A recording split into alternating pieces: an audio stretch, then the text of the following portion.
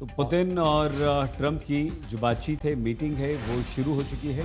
और pursuing piece यानी कि शांति की चाहत, शांति की इच्छा या शांति चाहना, वो अगर ये कहते हैं दोनों नेता, संदेश ये देते हैं वहाँ पर अपने पीछे बैकग्राउंड में लिखकर, तो ये भी अपने आप में एक बहुत बड़ा शांति का प्रयास कह सकते हैं। सही, बिल्कुल सही बात। और मुलाकात शुरू हो चुकी है, लेकिन रूस और पुतिन यहाँ अच्छी स्थिति में हमें इसलिए नजर आ रहे हैं प्रणय, क्योंकि राष्ट्रपति ट्रंप, हालांकि ये यहाँ पत्रकार हैं, उनकी बातों के जवाब हैं, एक्सक्लूसिव तस्वीरें हम आपको दिखा रहे हैं। और ये देखिए ऑडियो आ गया, सुनने की थोड़ा सा सुनने की कोशिश कीजिए अगर सुन पाए।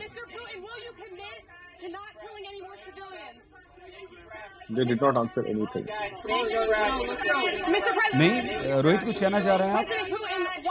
और उन्होंने कुछ जवाब नहीं दिया। सही, बहुत सारे सवाल पूछने की कोशिश पहले की गई थी, उस टाइम उन्होंने कुछ जवाब नहीं दिया और बाद में मीडिया को वहां से अशर कर दिया गया था स्प्रे के बाद। तो they did not answer many questions. हो सकता है शायद प्रेसिडेंट ट्रंप अब कुछ कह रहे हो, लेकिन पहले तो उन्होंने बिल्कुल जवाब नहीं दिया जो सवाल उनसे पूछे गए थे उस पर। ये जो इकोनॉमिक क्राइसिस है प्रणय और रोहित, आप दोनों रूस के सामने इस समय जो बहुत सारी बातें, अभी हमने तेल की बात की, बजट घाटे की बात की, आमदनी घट रही है, आर्थिक मोर्चे पर रूस परेशान है, पिछड़ रहा है, क्या ये एक बहुत बड़ा कारण हो सकता है कि आज ट्रंप के सामने बैठे हुए हैं पुतिन? इससे इनकार नहीं किया जा सकता सईद। रूस की इकॉनमी डेवलपिंग इकॉनमी है।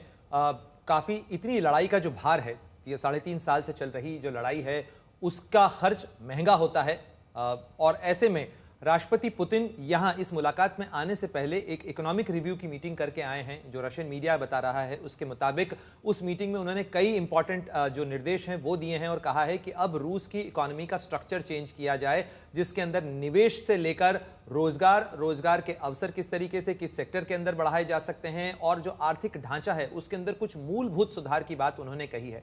हो सकता है कि इस मुलाकात से पहले या उन्होंने वो तमाम तैयारियां की हों ताकि वो सारी बातें लेकर वो यहां जा सकें, क्योंकि यहां पर निश्चित रूप से एक फाइनेंशियल और एक इन्वेस्टमेंट कंपोनेंट भी है। रूस राष्ट्रपति पुतिन को यदि आप देखें तो वो G8 का हिस्सा थे।